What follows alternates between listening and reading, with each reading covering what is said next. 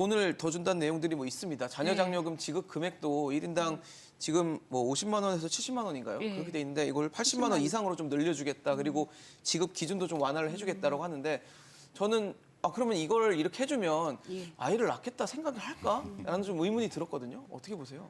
그 돈에 관심이 있는 분들은 많은 경우가 내가 써야겠다. 그럴 확률이 사실은 인간이 선하기도 하지만 악한 부분이 많아서 네. 그런 부분이 없지 않아 있고. 자녀한테 안 가네요, 그러면. 그렇죠. 이걸로 얘를 사교육을 좀 시켜야겠다. 내 교육적으로. 돈으로는 못하지만 이런 식으로 갈 확률이 없지 않아 있어요. 그래서 저는 이 현금을 쓰는 부분은 좀 이렇게 사전 조사라든지 실험을 좀 해볼 필요가 있다라고 보고, 그래서 이 현금성 그 혜택을 저는 어저께 이제 소아청소년과 폐업갑니다 이 뉴스를 보고 저도 진짜 애 키울 때 가장 힘들었던 게 아플 때거든요. 맞아요. 아플 때 집 앞에 있는 소아과가 얼마나 고마운지 몰라요. 그 너무 원장님이 고맙죠. 완전 맞아요. 구세주거든요.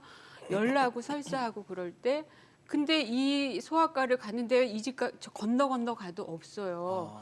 그러면 이거는 돈을 주겠다는 걸 해결이 안 돼요. 피가 마르죠, 정말. 네, 네. 그 생명이 오고 가고 최근 기사에도 몇 명 아이들이 병원을 돌다가 죽었다는 이야기를 듣게 되니까 말이 안 되는 얘기죠. 이 돈을 현금으로 주면은 그걸 주더라도 저는 교육 과정을 갖춰서 이제 이 돈을 어떻게 써야 되고 이런 과정이 좀 필요하고, 그 돈을 저는 지금 이제 그 육아의 인프라 그러니까 이 돈의 부분이 겉으로는 안 드러나도 소아청소년과에 대한 그 병원이 그 마을에는 진짜 가까이 있을 수 있게, 그러니까 병원을 국가와 민간이 같이 운영하는 병원을 만든다든지 보건소를 확대한다든지 이런 식으로 저는 그 돈이 아이들의 생명을 지키는데, 건강을 지키는데 우선 되어줘야 된다라고 봐요. 어쩌면 우리의 미래를 지키는 걸 수도 있을 것 같습니다. 그렇죠. 네. 잠깐 간단히 또 얘기를 드리면 이게 어느 날 급해서 이루어질 일이 아니거든요. 그럼요. 10년 이상의 기간이 필요한 거기 때문에 저는 이 부분에 관심을 가져야 된다고 봐요.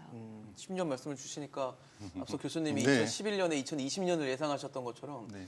그런 상황이 또 올까 봐 좀 걱정되는 상황인데, 이런 자녀장려금, 그러니까 돈을 줘서 뭔가 출산을 이끌어내겠다, 자녀를 만들어내겠다라는 아이디어가 맞는 건가요? 어떻게 보십니까? 15년 동안 이런 식의 계속 정책이 반복됐었죠. 장려금 줄게. 네. 그런데 출산율이 저하돼요. 네. 그럼 조금 더 줄게. 줄게. 근데 또 떨어져요. 그럼 또 더 줄게. 근데 이번에도 더 줄 겐데. 그렇습니다. 만약에 이거를 90만 원으로 늘린다고 하면, 또는 100만 원으로 늘린다고 하면 어떤 효과가 있을까? 그런 생각이 들고요. 그렇다고 저는 현금 지원 정책이 무조건 나쁘다고 생각하지는 않습니다. 이 방식의 문제인데요.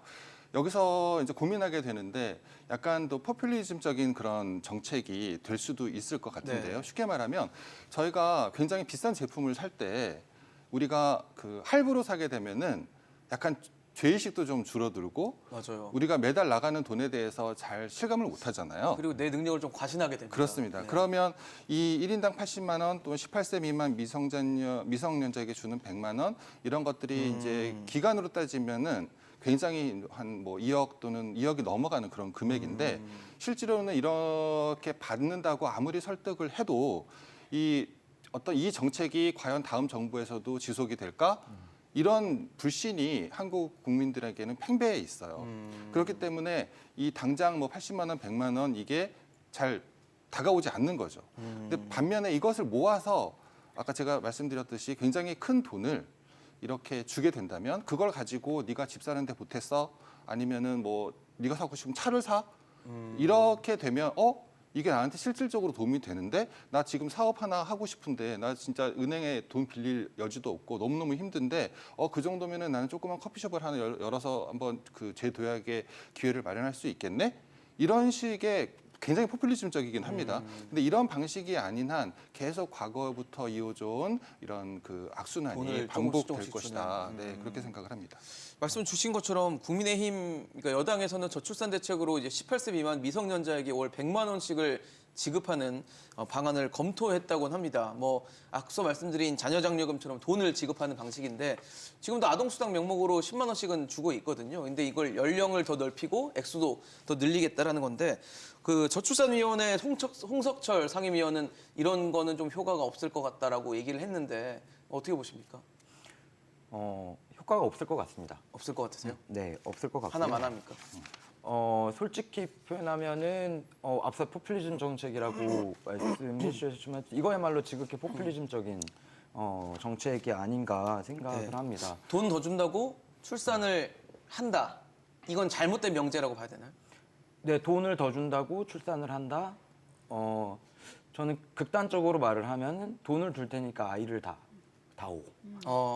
돈을 줄 테니 아이를 다오라고 하는 말로까지 들리는 것 같은데요. 이 질문의 전환이 좀 필요한 것 같습니다. 이제 돈이 왜 이렇게 많이 들까?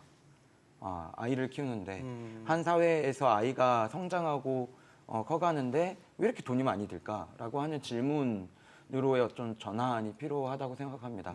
최근에 이제 15년 만에 대학 등록금이 오를 수도 있다라고 하는 전망이 지금 나오고 있는 상황이고 아이들이 이제 2살부터면 이제 타가소를 가야 하고 어린이집도 이제 그냥 어린이집이 아니라 뭐 영어 유치원을 가야 하고 네. 그리고 등등 이제 사교육비나 일상적으로 한 아이를 키우기 위한 비용이 너무나도 높은 지금 상황에서 좀 국가가 실제 이 아이를 사회가 책임지겠다라고 선언한다라고 하면 최소한 공공사회 서비스 정책의 공공성을 훨씬 더 높여가는 방식의 고민 그리고 적어도 돌봄노동에 대한 가치와 존중을 어떻게 해나갈 것인가에 대한 로드맵과 비전을 제시하는 것이 필요하다 생각합니다.